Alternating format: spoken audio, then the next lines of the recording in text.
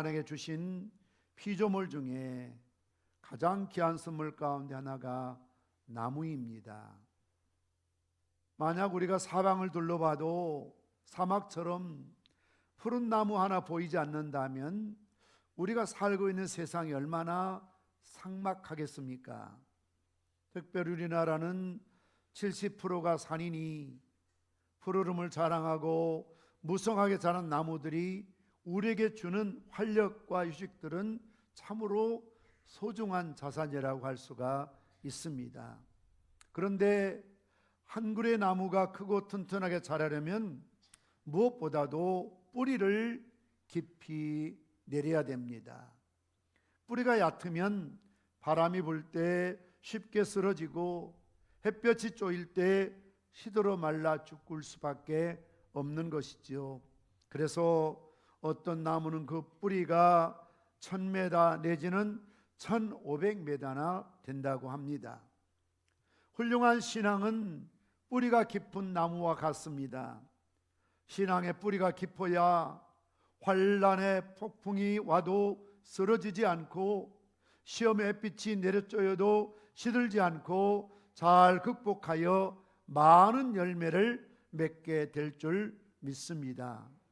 오늘 호세아서에 보면 선민 이스라엘을 레바논의 백향목에 비유했습니다. 그 까닭은 레바논의 백향목은 나무 중에서도 가장 크고 뿌리가 깊기 때문에 그렇습니다. 시편 92편 12절에서 15절 말씀 보시면 의인은 종려나무같이 번성하며 레바논의 백향목같이 성장하리로다. 이는 여호와의 집에 심겨졌으며 우리 하나님의 뜰 안에서 번성하리로다. 그는 늙어도 여전히 결실하며 진액이 풍족하고 입이 청청하니 여호와의 정직하심과 나의 바위 되심과 그에게는 불의가 없음이 선포되리로다 라고 말씀하고 있습니다. 마치 의인은 종려나무같이 번성하고 레바논의 백향목같이 성장한다는 것입니다. 그래서 여호와의 집에 심겨졌기 때문에 하나님의 뜰에서 번성하겠다라고 말씀하고 있는 것입니다. 의인을 백향목으로 비유하면서 백향목같이 될 것임을 말씀하고 있습니다. 백향목은 글자 그대로 좋은 향이 나는 나무입니다. 그래서 하나님이 성전을 지을 때 백향목을 사용했습니다. 백향목은 레바논의 산맥에만 나는 일종의 거대한 침엽수로 단단한 재질과 은은한 향이 벌레를 접근하지 못하게 합니다. 또 분비되는 송진이 피부 상처를 치료하는 효과가 있어서 백향목은 고대로부터 최고의 나무로 건축 자재로 사용되어 왔던 것입니다.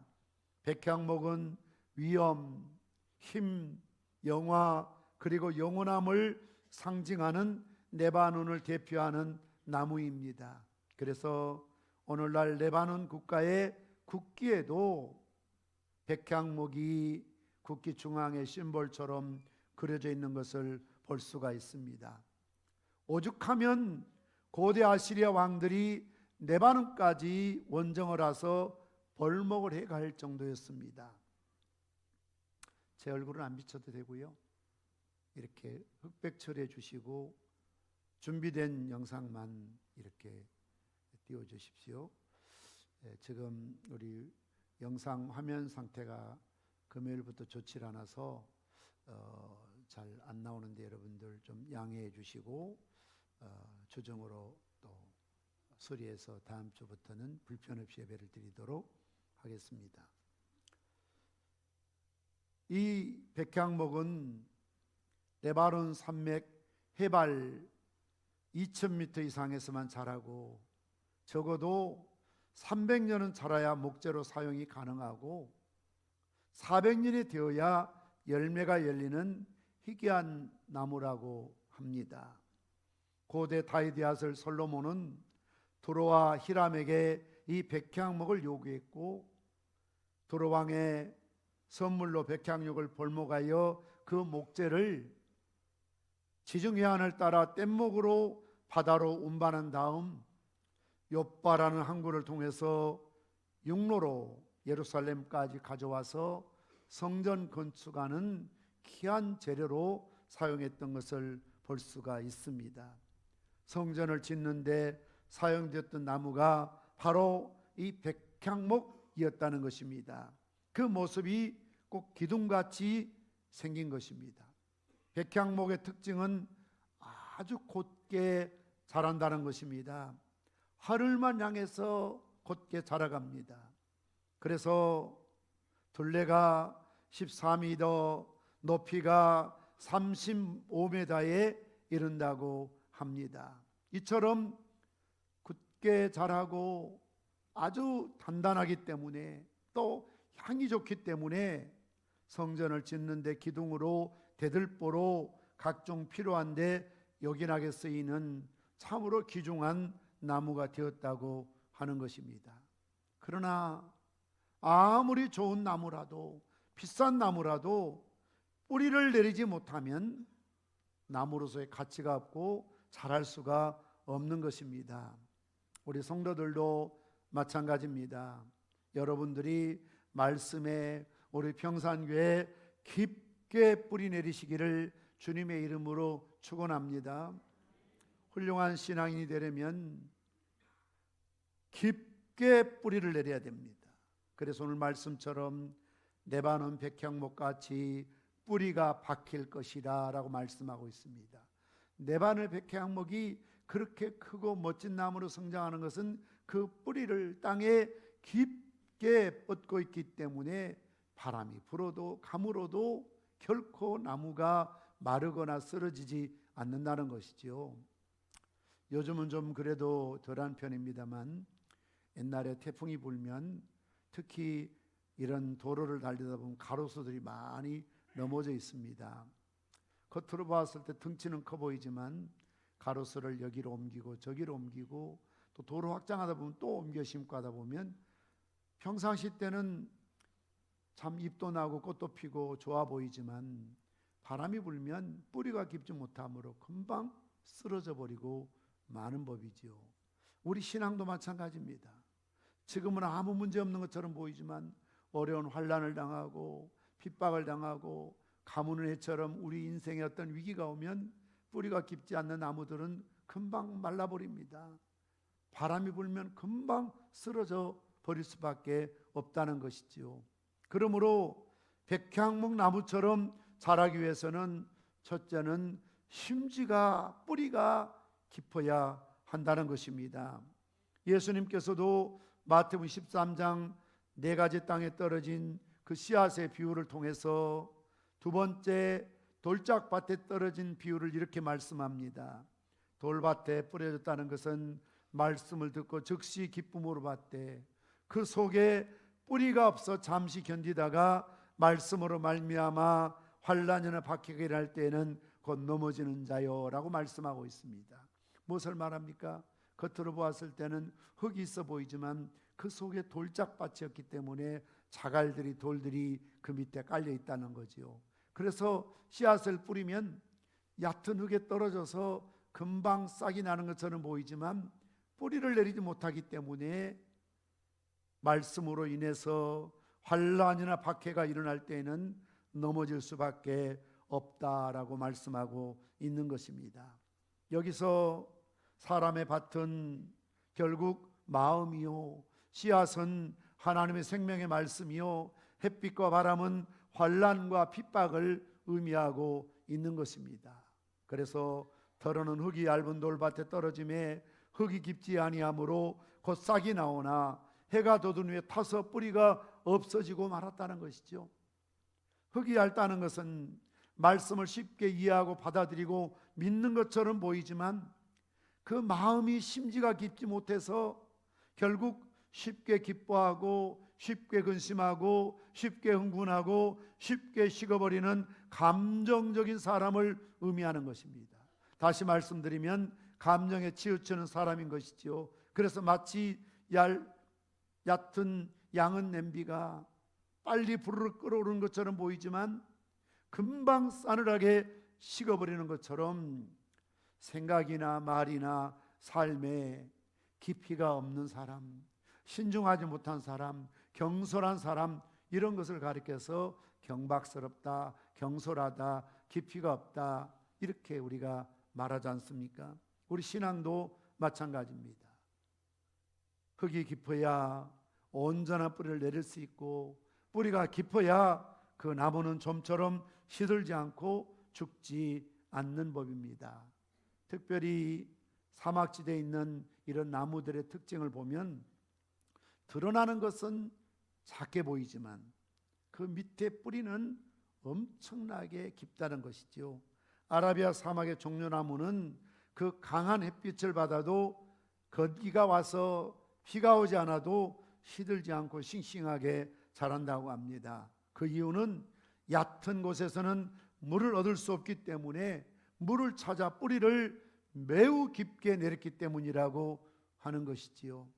심지가 깊은 신자는 지나치게 감정의 지배를 받지 않고 환경의 변화에 따라 이랬다 저랬다 왔다 갔다 하는 그런 중심 없는 사람이 아닙니다. 어떤 상황에서도 오직 믿음으로 사는 사람입니다.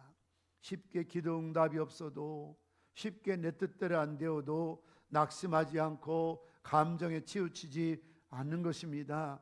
보는 대로 요동치 아니하고 오직 말씀 위에 믿음으로 말미암아 사는 사람을 가리켜서 뿌리 깊은 신자라, 그렇게 말하는 것입니다. 이러한 사람들은 주님을 향한 신뢰함 변함이 없습니다. 때로는 요동치는 시련 속에서도 결코 뿌리채 뽑히지 않습니다. 그렇기 때문에 심지가 깊은, 뿌리가 깊은 나무가 레바논의 백향무 나무인 것처럼 하나님 앞에 쓰임 받을 수 있는 기둥 같은 하나님의 성전에 심겨진 나무가 될 줄 믿습니다. 깊이 뿌리를 내려야 됩니다. 이랬다 저랬다 이리 갔다 저리 갔다 흔들리고 요동치면 아무것도 얻을 수가 없는 법이죠. 말씀에 깊이 뿌리를 내리고 믿음에 뿌리를 내리고 내가 속한 평산교회에 깊이 깊이 뿌리 내리시기를 주님의 이름으로 축원합니다. 그러면 가뭄은 해도, 바람이 불어도, 태풍이 불어도, 인간 어떤 시련이, 핍박이 와도, 고난이 와도, 질병이 와도 결코 흔들리지 않는 백향목 같은 좋은 나무가 될 줄 믿습니다. 두 번째로 숨은 뿌리가 있어야 한다는 것입니다. 나무가 튼튼하려면 물론 눈에 보이는 줄기와 잎도 중요하지만 더 중요한 것은 흙 속에 감춰져 있는 눈에 보이지 않는 뿌리가 중요합니다. 아무리 햇빛이 좋다고 해서 뿌리를 다 드러내버리면 결국 그 나무는 시들 수밖에 없는 것입니다. 우리나라에도 흔한 나무입니다. 흔한 풀입니다만 이 포화폴이라는 풀이 있습니다. 사막이나 황무지 어디서나 잘 자라는 풀입니다. 이 풀의 높이는 약 5cm밖에 되질 않아요. 아주 짧습니다. 그런데 전체 뿌리의 길이를 연결해 보았더니 600km가 넘는다는 것이지요. 거대한 뿌리를 땅 속에 감추고 있습니다. 그래서 아무리 가물어도 이 풀은 시들지가 않는 법입니다. 뿌리를 땅속 깊은 곳에 뻗어서 물을 빨아올리고 살기 때문에 그렇습니다. 그래서 이 포화폴이라는 이런 식물은 어떤 척박한 토양에도 자라는 비결이 바로 그 뿌리에 있다는 것입니다. 여러분들이 좋아하는 호밀빵 있지 않습니까?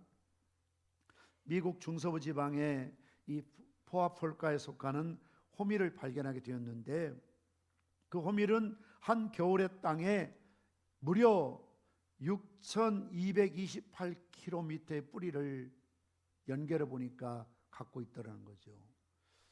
잘 개념이 없으시죠? 6,220km. 우리나라에서는 예를 들어 부산에 서울도 약 400km밖에 되지 않아요. 4,000km도 아니고 400km. 그러니까 부산 서울을 한 15번 정도 왔다 갔다 할 정도의 그 뿌리, 물론 길게 그렇다는 것이 아니라 모든 잔뿌리들을 모아서 연결해 보니까 그렇게 잔뿌리가 많이 있더라는 거죠. 이와 같이 정말 튼튼하고 열매를 잘 맺는 신자가 되려면 보이는 덩치, 보이는 줄기, 보이는 잎사귀나 열매가 중요한 것이 아니고 오히려 보이지 않는 땅 속의 그 뿌리를 중요하게 생각해야 한다는 것입니다. 남이 안 보는 데서 은밀하게 기도 생활에 힘쓰고 누가 알아주든 알아주지 않든 틈나는 대로 말씀 읽고 성경 공부하고 오른손이 하는 걸 왼손이 모르게 구제하고 숨은 선행을 많이 하고 사는 사람은 마치 뿌리가 많은, 잔뿌리가 많은 그런 튼튼한 나무와 같은 것이죠.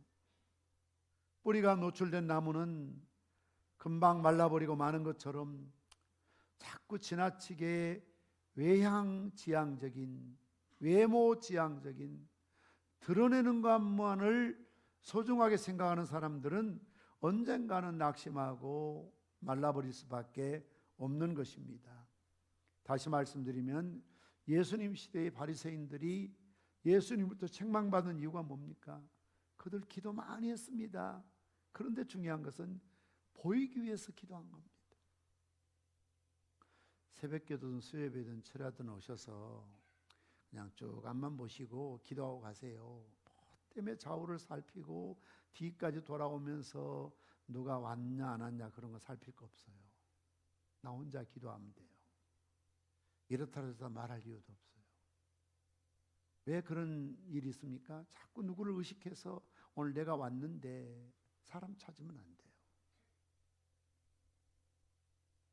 기도 생활에도 드러나지 않는 기도가 더 은밀한 기도가 하나님 마음을 더 감동하게 하시거든요.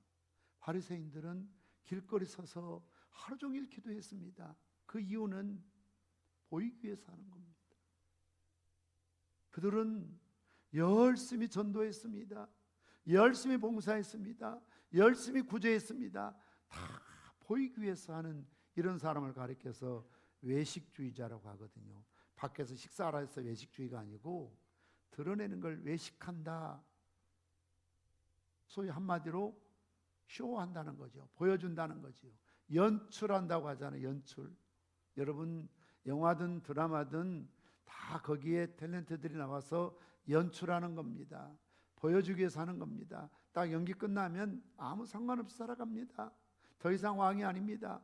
그래서 여러분들이 잘못해서 이런 드라마에 너무 익숙하다 보면 그 사람을 마치 그런 장본인 그 생각에서 어떤 사람이 역할 잘못하면 사람들이 지나가면서 막 욕을 하고 뒤에 손가락질하고 못된 놈이라고 하고 그렇게 막 욕한대요. 사실 연출한 거거든요. 자기의 맡은 역할을 성실하게 했을 뿐인데 실제 그렇지 않다는 거죠. 우리 신앙도 잘못하면 연출하기 쉽습니다.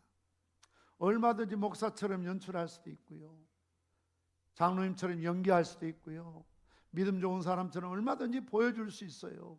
그런데 중요한 것은 그런 사람은 안 보는 데서는 그렇게 안 산다는 거죠. 보이기 위해서 그렇게 겉으로 드러나는 것을 가지고 살아간다는 거죠. 그러므로 우리가 남에게 보이기 위해서 기도할 필요가 없습니다.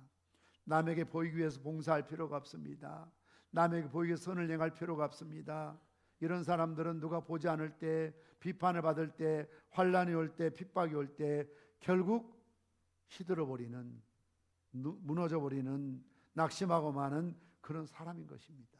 물론 예수님께서도 통성기도, 합심기도, 두세 사람이 내 입으로 모인 곳에 함께 하시겠다고 열심히 기도할 것을 가르쳐 주셨습니다. 그러나 그것이 전부가 아닙니다. 예수님은 골방의 기도에 대해서도 말씀하셨습니다. 아무도 보지 않는 곳에 골방의 기도가 우리에게 있어야 한다는 것이죠. 숨은 영성이, 숨은 기도가, 숨은 선행이 있어야 한다는 겁니다. 물론 예수님께서는 너희들은 세상의 빛이요 소금이라고 말씀하셨습니다. 등불을 켜서 말 아래 두지 않고 등경에 둔다. 그러므로 너희 빛을 모든 사람에게 비추게 하여 하나님 아버지께 영광을 돌리게 하라. 너희가 착하게 사는 모습을 사람에게 보이기 위해서 외인들로부터 비판을 받지 말라고 하셨어요. 그러나 예수님의 가르침은 오른손이 하는 것을 왼손이 모르게 은밀하게 하라고 하셨거든요. 너희가 세상에서 칭찬 다 받아버리면 하늘에 상급이 없다라고 말씀하셨거든요. 오른손이 하는 걸 왼손이 어떻게 모르게 합니까? 그만큼 은밀하게 해라. 심지어는 내가 어떤 선행을 했어도 고이고이 접어놓고 기록해 놓고 기억하지 말고 그냥 돌아서거든 잊어버리라는 거죠. 심지어 어떤 선한 일을 하기 위해서는 남편에게도 아내에게도 상의하지 못할 일이 있다는 거죠. 자식에게도 말하지 못할 부분이 있다는 것이죠. 아브라함처럼 이른 새벽에 그 아내에게조차 알리지 않고 이삭을 데리고 모리아산 오르는 고독한 삶이 있을 수 있다는 것이죠. 왜냐하면 하나님이 보시고 하나님이 알아주시고 하나님이 인정하시면 그것으로 만족한다는 믿음 아니겠습니까? 은밀한 중에 보시는 하나님께서 반드시 갚아주시겠다라고 약속을 하셨기 때문에 그렇습니다.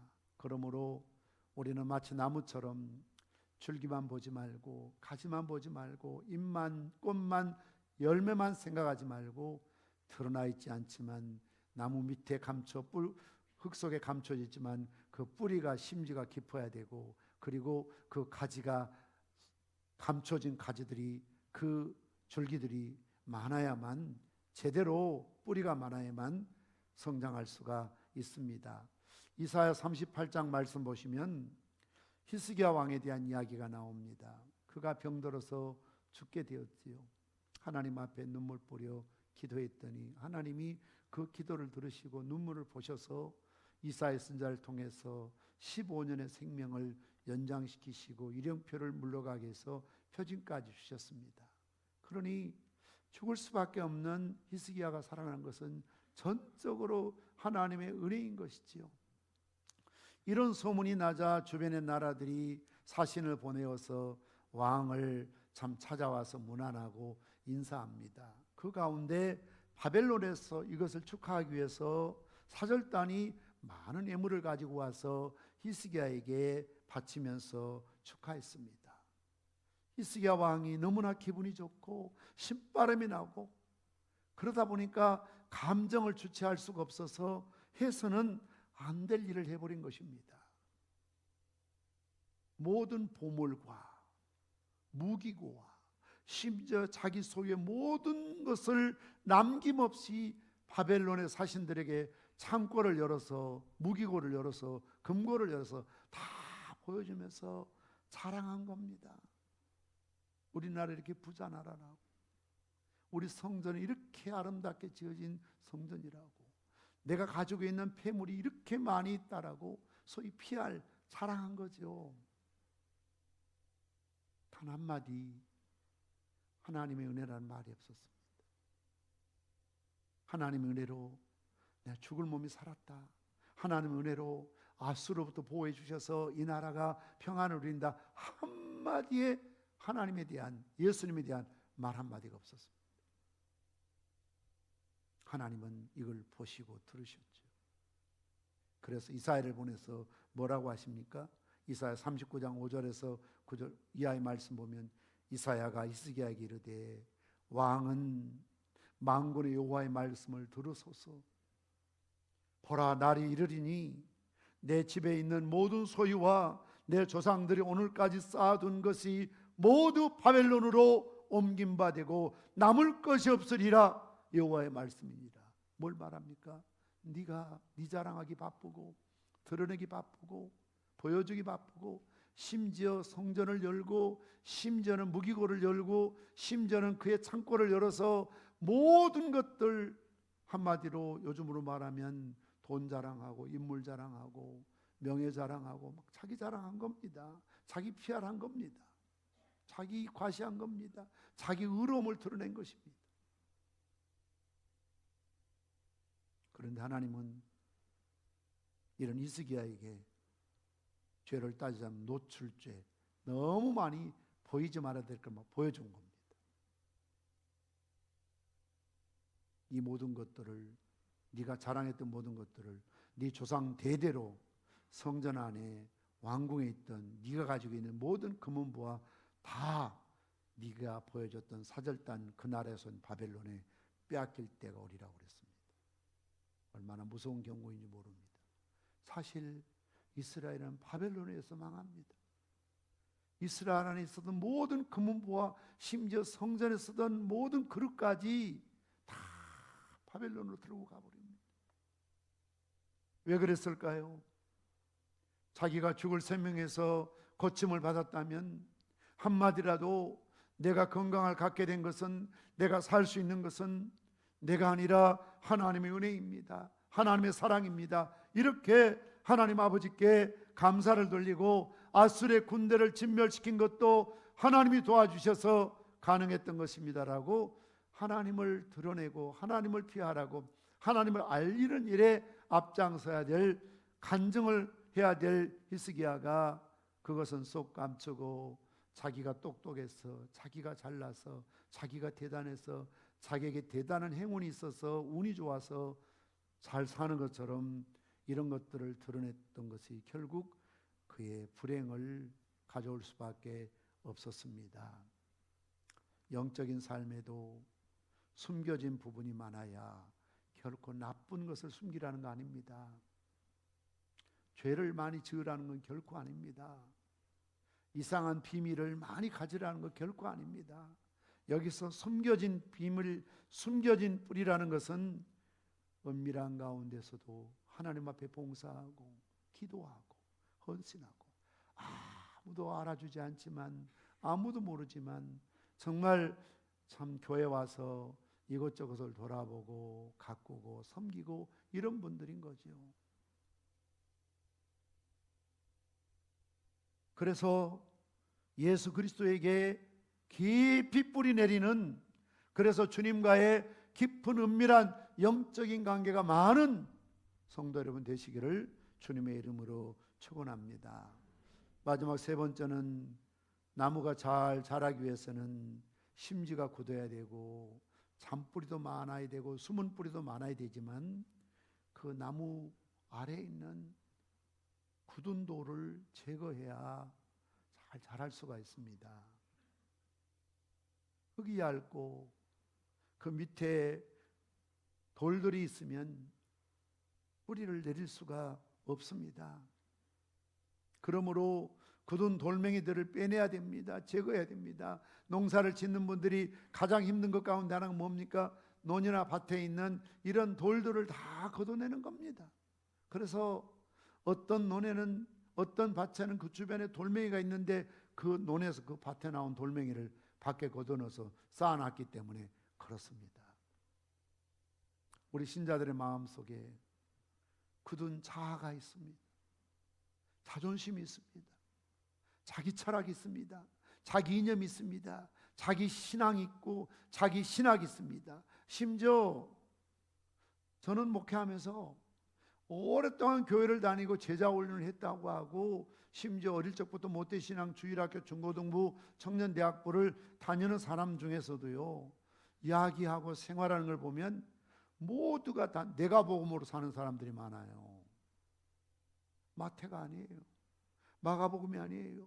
누가복음도 요한복음도 바울의복음도 아니고 예수님에 대한 어떤 십자가복음도 아니고 자기식으로 신앙생활하는 내가 복음. 이게 자아가 마치 큰 바위덩어리처럼 돌짝처럼 되어 있어서 10년을 교회 다니고 20년을 다니고, 아니 평생을 신앙생활한다 해도 성장하지 않는 겁니다. 10년 전에 그 자리에 그대로 있는 겁니다. 20년 전에 그대로 있는 겁니다. 저희들이 1992년에 올평에 있다가 이제 평산, 그 당시 리지오 평산 구성전으로 이사를 왔습니다.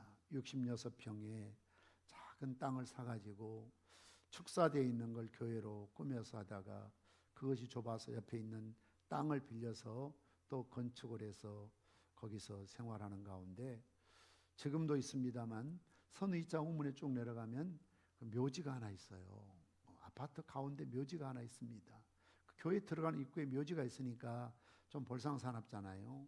그래서 이걸 어떻게 하면 좀 드러나지 않게 잘 좀 할까 해서 소위 측백나무 포토 그때 5개인지 아무튼 사가지고 들어간 입구에 묘지 앞에다 그걸 심었습니다. 지금은 안 계시지만 또 혹시 여러분들이 장지현 장로님이나 오해할까 싶어서 장장로님이 심은 거 아닙니다. 그때 어느 모 집사님이 그걸 심었는데요. 5그루를 심었는데 4그루는 잘 자라더라고요. 근데 가운데 있는 한 그루가 안 자라는 겁니다. 왜 이럴까?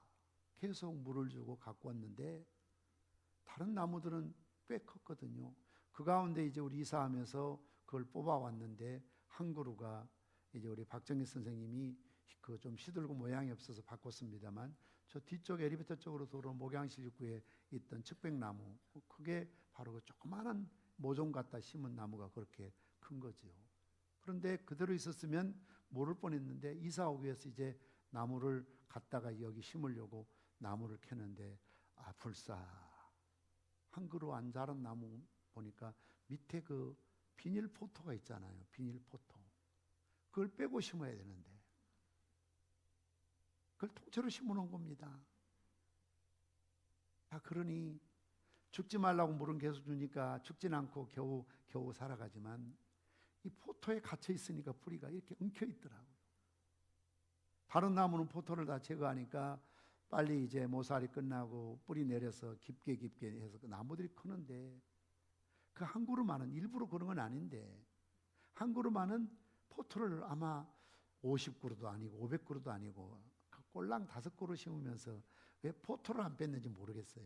아무튼 포토를 안 빼서 나무를 심어 놓으니까 뿌리발을 못하니까 못 크는 거죠. 위에서 조금 장가지 나와서 하는데 원래 가지가 뿌리를 내려야 제대로 크는 법이죠. 저는 그걸 보면서 정말 또 깨달은 게 있습니다. 그렇구나. 우리 교회 안에도 마치 모종 갖다 심은 나무처럼 백향목 같은 나무가 있지만 어떤 분들은 뿌리발을 잘해서 내려서 정말 그 높이가 심지어 35m까지 큰다고 하니까요. 35m는 여러분 생각할 때 어느 정도 높인가 하면 전봇대 높이가 보통 5m거든요. 그게 7개 올라가 있다고 생각합니다. 얼마나 높습니까? 그 지름이 14m가 된다고 하니까 한 사람이 안을 수가 없죠. 14m요. 그렇게 큰 나무로 자란다는 거지요. 어떤 나무가요? 뿌리를 잘 내린 나무가요. 그런데 혹시 여러분 가운데 잘 아는 비닐 포토 속에 갇혀있는 사람이 있어요? 아직도 자기 신념, 자기 철학, 자기 논리, 자기 습관,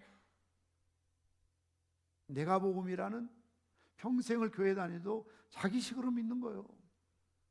자기식으로 사는 겁니다. 누가 뭐라고 그래도 23일 교회 다녀도 항상 그 중심에는 하나님이 없어요. 말씀이 없어요. 자기만 있어요. 소위 기독교적 문화지요. 신앙이 아니라 문화로 살아가는 거죠. 기독교 문화로 사는 겁니다. 교회 와서 예배를 드리고 봉사도 하지만 결정적인 순간에는 항상 자기 좋을 대로, 자기 고집대로, 자기 뜻대로 살아가는 거죠. 그러니 뿌리를 내리지 못하는 겁니다. 그 마음속에 마치 이렇게 자갈이 있는 것처럼 그냥 굳은 자아가 있는 겁니다. 하나님 말씀이 심령 속에 뿌리를 내릴 수가 없습니다. 성장할 수가 없습니다. 에스겔 36장 20절 말씀 보십시오. 또 새 영을 너희 속에 두고 새 마음을 너희에게 주되 너희 육신에서 굳은 마음을 제거하고 부드러운 마음을 줄 것이며 또 내 영을 너희 속에 두어 너희로 내 율례를 행하게 하리니 너희가 내 규례를 지켜 행할지라. 내가 너희 조상들에게 준 땅에서 너희가 거주하면서 내 백성이 되고 나는 너희 하나님이 되리라. 하나님과 우리와 친밀한 관계를 갖기 위해서는 2가지를 말씀하고 있습니다. 첫째로 새 영을 주겠다. 새로운 영을 주시겠다는 거예요. 이건 단회적인 것이 아닙니다. 오늘도 예배 시간을 통해서 계속해서 하나님의 새로운 영이 우리 마음에 부음받아야 될 줄 믿습니다. 새로운 영이요. 또 한 가지는 새 마음이에요. 새로운 마음. 우리가 신앙생활할 때는 내 마음을 새롭게 하고 내 영을 새롭게 한다는 것이거든요. 그런데 이런 새로운 영과 새로운 마음을 하나님 우리에게 주실 위해서는 전제 조건은 우리 마음에서 굳은 마음을 제거하고 라고 하고 있습니다. 굳은 마음. 예수님 비유의 말씀처럼 아무리 비가 와도 길가 세멘트 아스팔트에는 물 한 방울 고이지 않습니다. 아무리 설교를 들어도, 아무리 교회 와서 참 여러분들이 배워도 우리 마음이 길가와처럼 딱딱한 돌짝밭처럼 굳어 있으면 물 한 방울 들어갈 수가 없습니다. 그래서 부드러운 마음을 가져야 합니다. 부드러운 마음. 이게 소위 부드럽다는 것은 수용성이 있다는 거죠. 여러분 밭에 논에 갈아서 부드럽게 만들어서 씨앗을 뿌려야 그 씨앗을 품고 비가 오면 습기를 품고 거기에 발화해서 싹을 트고 뿌리 내려서 자라서 식물이 열매를 맺는 거 아니겠습니까? 그런데 설교 들을 때 평가나 하고 점수나 매기고 나와는 관계없이 생각하면 길가에 떨어진 씨앗과 다를 바가 없지요. 가장 불행한 사람입니다. 아예 말씀을 듣지 못한 사람은 불쌍한 사람이지만 더 불쌍한 사람은 이런 예배 드리러 와서 예배를 드리면서도 예배에 성공하지 못하고 살아가는 사람. 지난주일에 전국 칼렛 모임, 교단을 초월해서 제자 훈련하는 목사님들 모임이 속초에 있었습니다. 여러분들의 설교를 듣고 또 간증도 듣고 또 같이 교제하면서 어느 목사님이 그런 이야기 했습니다. 일주일 동안 세상에 살던 교인들이 주일 1시간만이라도 와서 예배드리고 무엇보다도 예배의 말씀을 통해서 힘을 얻고 살아갈 용기를 얻고 위로를 받을 수 있고 내일에 대한 소망을 품고 살아갈 수 있다면 그 사람보다 행복한 사람이 어디 있겠는가. 그리고 이런 사역을 하고 있는 소위 목사야라는 이 직책보다 더 소중한 사람이 어디 있겠는가. 이건 정치인이 줄 수 있는 거 아니에요. 경쟁이 주는 것도 아니에요. 학교에서 얻을 수 있는 것도 아니에요. 여러분들이 주일날 교회에 나와서 하나님 말씀을 통해서 나에게 용기를 얻고 위를 얻고 한 주간을 살아갈 수 있는 힘을 얻는다면 이보다 더 소중한 일이 어디 있겠습니까, 여러분? 그래서 죽을 사람이 다시 살아야 되겠다. 포기하지 않고 절망하지 않고 용기를 얻고 살아가는 것은 정말 하나님 우리에게 주시는 너무나도 값비싼 선물임을 믿으시기를 바랍니다.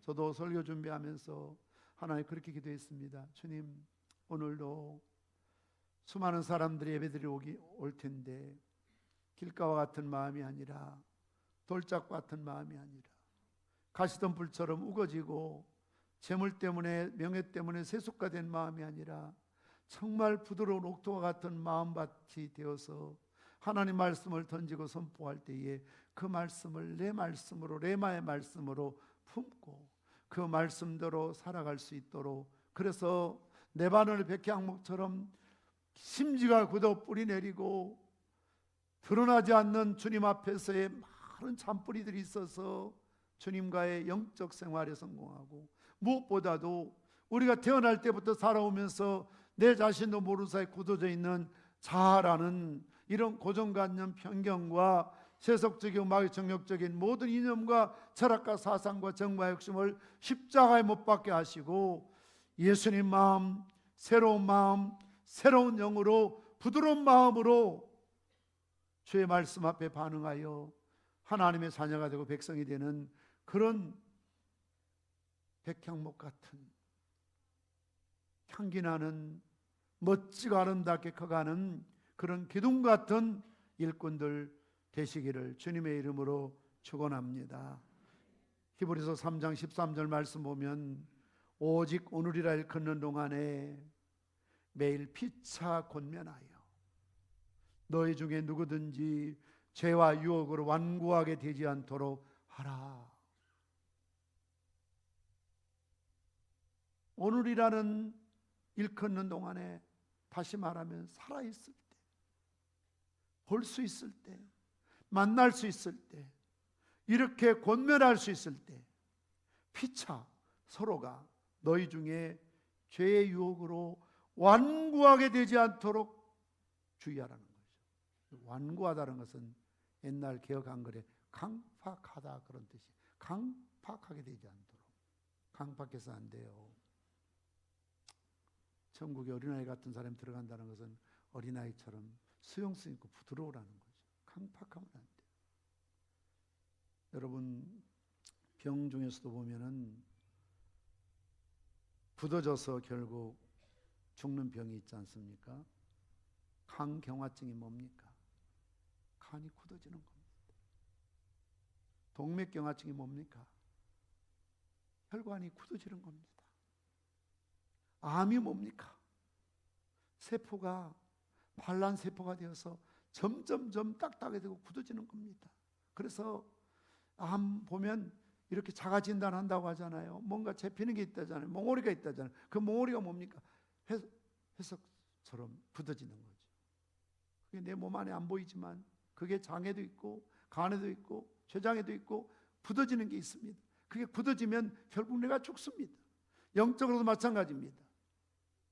완악하고 교만하고 딱딱해서 굳은 쌀처럼 아무리 설교를 들어도 말씀을 들어도 양심의 가책도 없고 도전도 없고 변화도 없고 성장도 없다면 그 사실 죽은 영혼이죠. 그러므로 우리 마음의 굳은 마음을 제해야 될 줄 믿습니다. 늘 기도할 때 하나님 내 마음의 굳은 마음 제해 주시고 부드러운 마음 주시어서 새로운 영으로 새로운 마음으로 날마다 주님 앞에 새롭게 하여 주시옵소서. 시편 51편 17절 말씀처럼 하나님이 구하시는 제사는 상한 심령이라. 하나님이여 상하고 통하는 마음을 주께서 멸시하지 아니하시리이다. 오늘 하나님 원하시는 이 예배는 어떤 예배입니까? 상한 예배라는 것은 주님 앞에 늘 부드러운 마음으로 겸손한 마음으로 주님 앞에 간절한 마음으로 온유한 마음으로 하나님 앞에 통회하는 마음으로 회개하는 마음으로 기도하며 예배하는 자를 하나님이 그 예배를 받으시는 줄 믿으시기를 바랍니다. 이사야 66장 2절 말씀처럼 나 여호와가 말하노라 내 손이 이 모든 것을 지었으므로 그들이 생겼느니라. 물은 마음이 가난하고 심령에 통회하며 내 말을 듣고 떠는 자 그 사람은 내가 돌보려니와. 하나님이 권고하시는 사람, 하나님이 돌보시는 사람이 누굽니까? 마음이 가난하고 심령에 늘 통회하고 하나님 말씀을 듣고 떨고 두려워하고 그 사람을 하나님께서 돌봐주시겠다라고 약속하신 것입니다. 사랑하는 성도 여러분, 백향목같이 뿌리 깊은 신앙인이 되기 위해서는 뿌리가 심지가 깊고 견고해야 됩니다. 은밀한 중에 믿음의 선한 수고를 할 줄 알아야 됩니다. 보이는 것이 전부가 아니라 보이지 않는 흙 속에 감춰지는 뿌리가 깊고 많아야 나무가 흔들림 없이 잘 자라는 것처럼 드러나지 않지만 아무도 모르지만 하나님과의 긴밀한 대화가 있고 말씀의 묵상이 있고 하나님과의 친밀한 그런 영적인 교제를 갖고 누구 아무도 모르지만 드러나지 않게 선행하고 구제하고 봉사하고 충성할 줄 아는 사람. 그러면서도 혹시라도 내 마음속에 돌 같은 이런 굳은 마음이 없는지 늘 이것을 하나님 앞에 내어놓고 회개하고 부드러운 마음으로 겸손한 마음으로 살아갈 때 우리 자신도 알지 못하도록 나무가 그대로인 것처럼 보이지만 세월이 지나고 여름이 지나고 가을과 겨울이 지나면 더 뿌리 내리고 더 커가는 것처럼 하나님 앞에서 레바논의 백향목 같은 기둥 같은 일꾼 되시기를 주님의 이름으로 축원합니다.